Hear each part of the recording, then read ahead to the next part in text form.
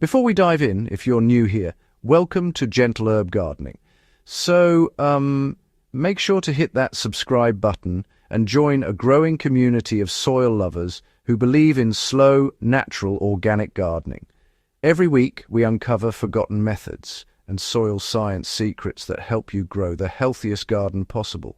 No chemicals, no hype, just nature's wisdom.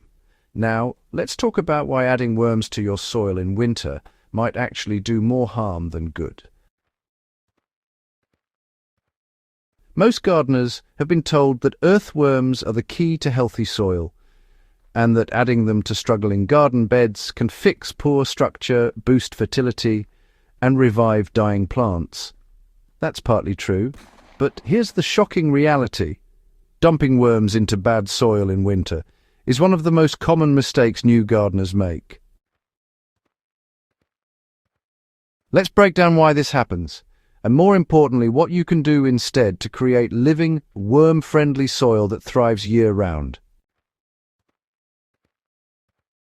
It sounds logical. If worms build rich, dark soil, then adding more of them should speed up the process, right? Unfortunately, it doesn't work that way in winter. Worms are living creatures, not magical soil machines. They rely on temperature, moisture, and available organic matter to survive and reproduce. During cold months, especially when soil temperatures drop below 10 degrees Celsius or 50 degrees Fahrenheit, earthworms slow down their metabolism drastically. In very cold or frozen soil, they retreat deeper underground or enter a dormant state known as estivation or diapause, curling into a protective ball until conditions improve.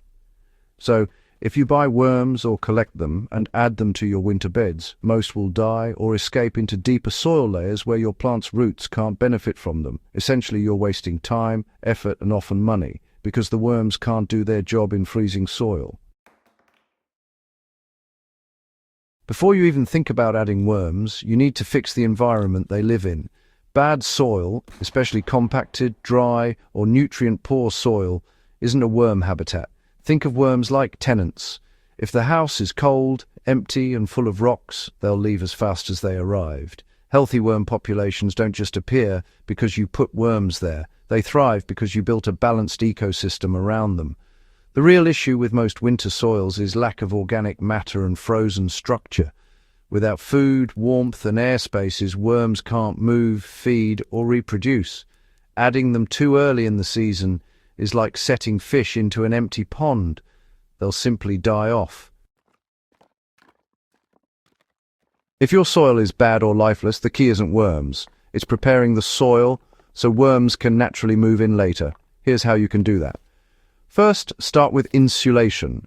Cover your garden beds with thick layers of leaf mulch, straw, or shredded plant material. This creates a natural blanket that protects the topsoil from frost and helps maintain warmth below the surface. Next, feed the microbes. Before worms can digest organic matter, bacteria and fungi need to break it down. Apply a layer of compost, aged manure, or even a diluted mix of molasses and water to encourage microbial activity. Microbes are the first to wake up, and worms follow. Third, moisture matters. Don't let your soil dry out completely. Even in winter, keep it slightly damp, not soggy. Moisture helps microbes function and prevents soil from becoming cement-like. Fourth, avoid tilling. Disturbing cold soil disrupts fungal networks and damages structure. Let nature do the work. The freeze and thaw cycle naturally loosens soil particles, improving aeration over time. And finally, add organic matter slowly.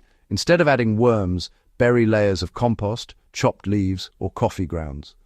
These materials will decompose naturally, providing food for worms once temperatures rise. So, the perfect time to introduce worms isn't during the icy months. It's early spring, when the soil begins to warm and microbial life starts to buzz again. By then, the decomposing organic matter you added in winter has created the perfect environment for them, dark, moist, and full of food. If you add worms too early, they'll die or burrow too deep to help your garden. Add them when your soil reaches at least 55 degrees Fahrenheit or 13 degrees Celsius, and stays consistently moist. Earthworms are honestly incredible ecosystem engineers.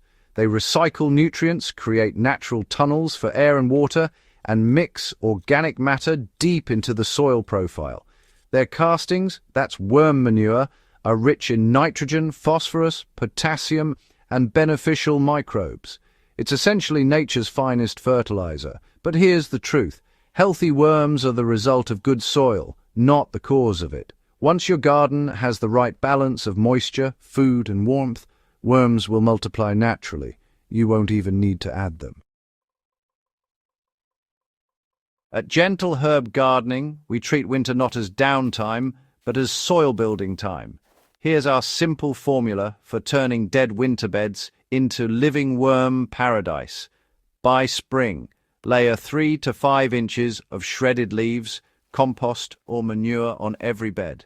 Add a sprinkle of garden lime or wood ash to balance pH and prevent acidity. Moisten lightly every few weeks, especially during dry winter winds. Cover with cardboard or straw to trap warmth, and then let nature take over. By the time spring arrives, your soil will be rich, dark, and humming with life. Worms will move in on their own, no purchase necessary. Adding worms to bad soil in winter won't fix it. It's like trying to wake a sleeping giant before it's ready. Instead, focus on building the perfect worm habitat through organic matter, moisture, and protection. Once the conditions are right, the worms will appear naturally and transform your soil into a thriving ecosystem that never stops improving. So this winter, instead of buying worms, invest in feeding your soil. Let nature do the work, slowly, quietly, and perfectly. By spring, your garden will repay you with rich, crumbly, worm-filled earth that breathes life into every seed you plant.